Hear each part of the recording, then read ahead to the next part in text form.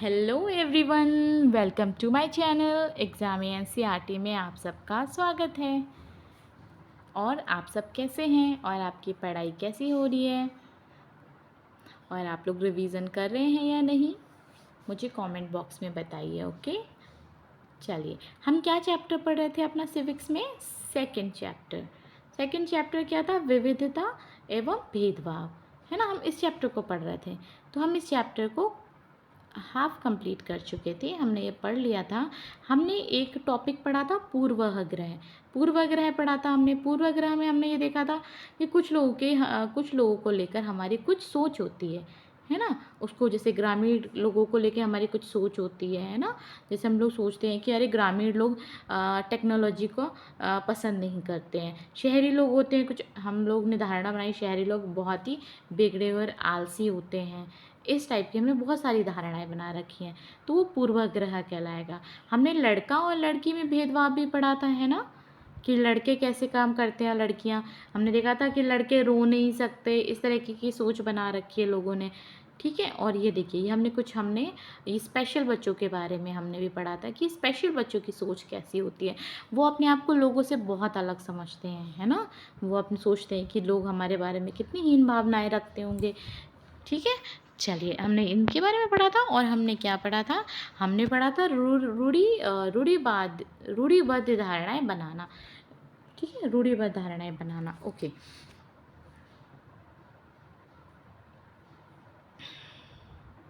तो हम क्या पढ़ रहे थे? ये तो हमने पढ़ लिया था। हाँ, हमें यहाँ से अपना टॉपिक पढ़ना था, असमानता एवं भेदभाव, ठीक है। ये हम पढ़ेंगे। ओके, देखिए, एक हमने ये बॉक्स में दिया हुआ है, हम इसको भी पढ़ के थोड़ा समझ लेते हैं। वे कोमल एवं मृदु स्वभाव की होती हैं, वे बहुत ही सुशील हैं।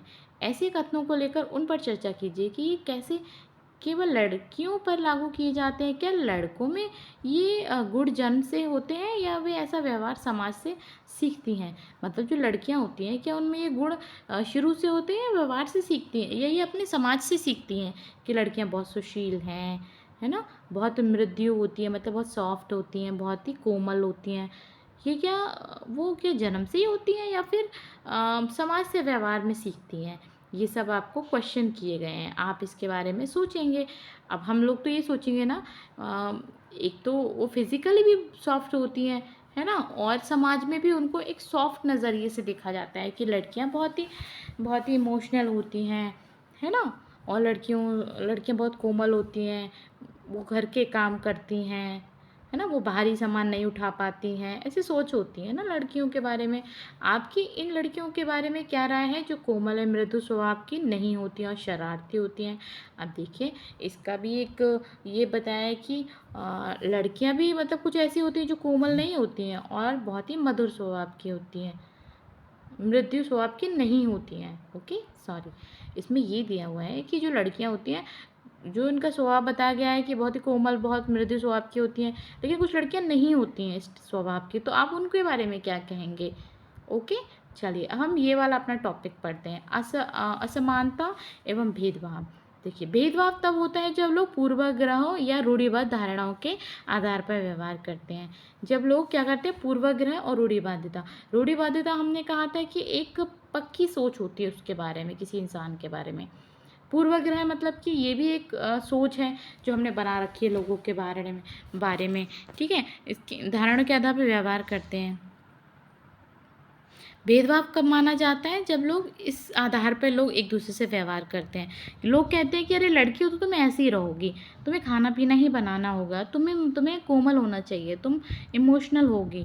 चाहे वो लड़की शायद बहुत स्ट्रांग हो, नहीं रोती हो, हाँ, और वो बहुत शरारती हो, तो ज़रूरी तो, लेकिन लोग कहेंगे अगर वो लड़की की जो साँचा होता है, माना जाता है कि लड़की ऐसी ही होती है, अगर वो उसमें नहीं ढल रही है, तो उस लड़की को लोग गलत बोलने लगते हैं, ठीक है, गलत व्यवहार करने लगते हैं लोग कि अरे ऐसे तो नहीं होती हैं लड़कियां ये तो ऐसे कर रही है, तो इस आधार पे भेदभाव होने लगता है लड़कियों के साथ, ठीक है। अगर देखिए, भेदभाव तब होता है जब लोग क्या होता है, पूर्वाग्रह और रूढ़िबद्ध धारणाओं के आधार पर व्यवहार करते हैं। अगर आप लोगों को नीचा दिखाने के लिए कुछ करते हैं, अगर अगर अगर आप उन्हें कुछ गतिविधि में भाग लेने से रोकते हैं, किसी खास नौकरी करने से रोकते हैं या किसी मोहल्ले में रहने नहीं देते, एक ही कुआँ या हैंडपंप से पानी नहीं लेने देते और दूसरों द्वारा इस्तेमाल किए जा रहे कप या गिलास में चाय नहीं पीने देते, तो इसका मतलब यह है कि आप उनके साथ भेदभाव कर रहे हैं, है ना।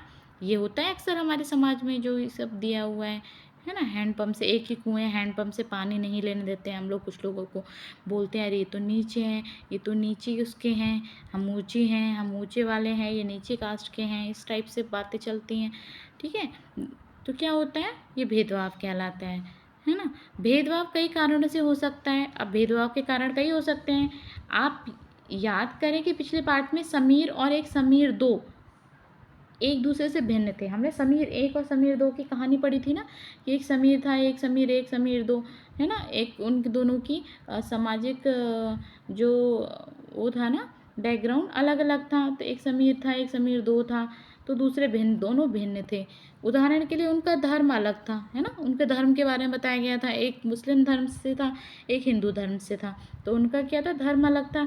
ये विविधता का एक पहलू है, ये भी विविधता का एक पहलू है, हिंदू धर्म और धर्म के तौर पर अलग होना।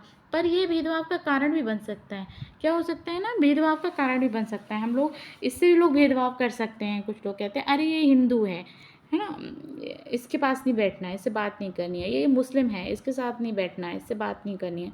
इस तरह से भी भेदभाव बन सकता है। ऐसा तब होता है जब लोग अपने से भिन्न प्रथाओं और रिवाजों को निम्न कोटि का मानते हैं। ऐसा क्या होता है जब लोग अपने से भिन्न प्रथाओं और रिवाजों को निम्न कोटि का मानते हैं। अब हम मोस्टली ऐसे किसी से हम भेदभाव कब कर सकते हैं, जब हम सोचते हैं कि हमारा जो धर्म है वही सबसे ज़्यादा है, तभी हम लोगों से हम भेदभाव करते हैं, है ना। जैसे प्रथाएं होती हैं, रिवाज होते हैं, हम सोचते हैं अरे इनकी प्रथाएं, इनके रिवाज हमसे बहुत छोटे हैं, तब हम सोचते हैं अरे नहीं, तब हम भेदभाव करते हैं, ठीक है। जैसे क्या देखा था हमने, दोनों समीरों में एक अंतर उनकी आर्थिक पृष्ठभूमि का था, ठीक है। दोनों में क्या अंतर था, आर्थिक पृष्ठभूमि का था, ठीक है। समीर दो गरीब विविधता का पहलू, समीर दो गरीब था, गरीब विविधता का पहलू।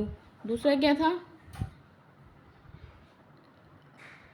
सॉरी कहाँ थे हम, यहाँ थे। समीर दो जो था, गरीब विविधता का पहलू नहीं है, यह तो असमानता है, ठीक है। विविधता का पहलू नहीं है वो असमानता कहलाई जाएगी, वो विविधता नहीं कहलाई जाएगी, वो तो असमानता की ये हूँ, ठीक है। बहुत लोगों के पास अपने खाने, कपड़े और घर की मूल ज़रूरतों को पूरा करने के लिए साधनों और पैसे नहीं होते हैं। इस कारण दफ्तरों, अस्पतालों, स्कूलों आदि में उनके साथ भेदभाव किया जाता है। क्या किया जाता है, उनके साथ भेदभाव किया जाता है। कुछ लोगों को विविधता और असमानता पर आधारित दोनों ही तरह के भेदभाव का सामना करना पड़ता है, ठीक है। विविधता और असमानता और विविधता दोनों ही चीज़ों का हमें सामना करना पड़ता है कुछ लोगों को। एक तो इस कारण है कि वे इस समुदाय के सदस्य हैं जिनकी संस्कृति को मूल्यवान नहीं माना जाता है। ऊपर से यदि वे गरीब हैं और उनके पास अपनी ज़रूरतों को पूरा करने के साधन नहीं हैं, तो इस आधार पर भेदभाव किया जाता है। ऐसे दोहरे भेदभाव का सामना कई जनजातियाँ लोगों, धार्मिक समूह और ख़ास क्षेत्र के लोगों को करना पड़ता है, ठीक है। अब देखिए ये हमें कुछ बॉक्सेस में दिया हुआ है, इनको भी हम पढ़ लेंगे तो हमें और अच्छे से समझ आ जाएगा। जैसे दलित वह शब्द है जो नीची कही जाने वाली जातियों के लोग अपनी पहचान के रूप में इस्तेमाल करते हैं, ठीक है। दलित उनको कहा जाता है जो नीचे कही जाने वाली जातियों को अपनी पहचान के रूप में इस्तेमाल किया जाता है, ठीक है। और वे इस शब्द को अछूत से ज़्यादा पसंद करते हैं, ठीक है। जो नीचे कास्ट के बारे में बताया ना इसमें, तो ये अपने आप को दलित कहना ज़्यादा पसंद करते हैं अछूत से ज़्यादा, है ना। आगे बढ़ते हैं। दलित का मतलब है उन्हें दबाया गया, कुचला गया।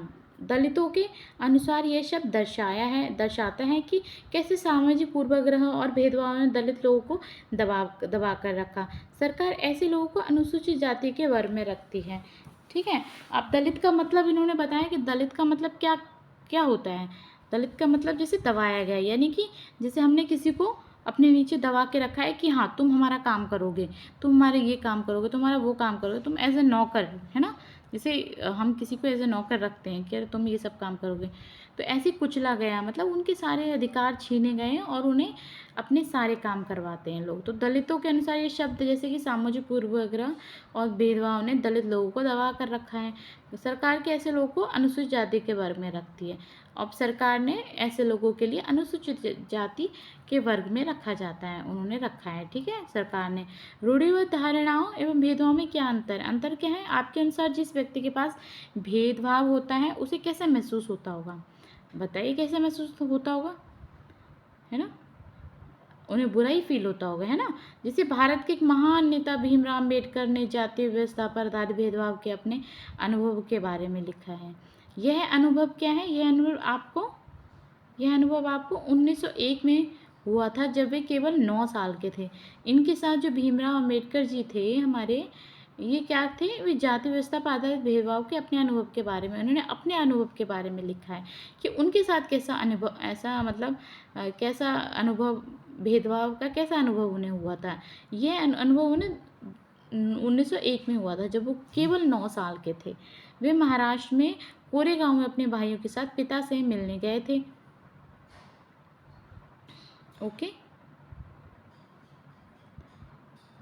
तो